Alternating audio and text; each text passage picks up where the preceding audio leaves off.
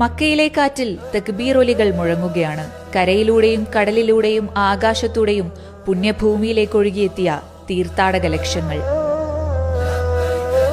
വർണ്ണവർഗ വിവേചനങ്ങളില്ലാതെ എത്തിയ ദൈവത്തിന്റെ അതിഥികൾ. 130 വയസ്സ് പ്രായമുള്ള സുർഹൌദാസ്തേദി എന്ന അൾജീരിയക്കാരി മുതൽ കുഞ്ഞു ഹാജിമാർ വരെ സൗദി രാജാവിന്റെ അതിഥികളായെത്തിയ ഗസയിലെ രക്തസാക്ഷികളുടെയും പരിക്കേറ്റവരുടെയും കുടുംബാംഗങ്ങൾ ഉൾപ്പെടെ. മുൻപൊരിക്കലും മക്കയും മദീനയും കണ്ടിട്ടില്ലാത്ത പഴുതടച്ച സുരക്ഷ.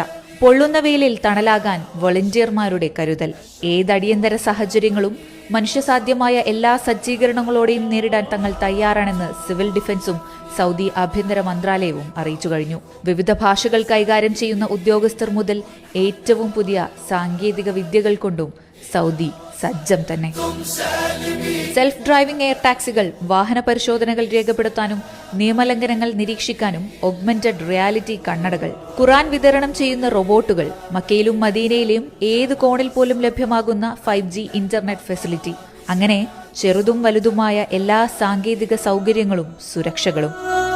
മിനാത്താഴ്വാരം വെള്ളപ്പുഴയായി ഒന്നായി ഒഴുകുന്നതു മുതൽ പാപമോചനത്തിൽ പുതുജന്മം തേടുകയാണ് വിശ്വാസികൾ.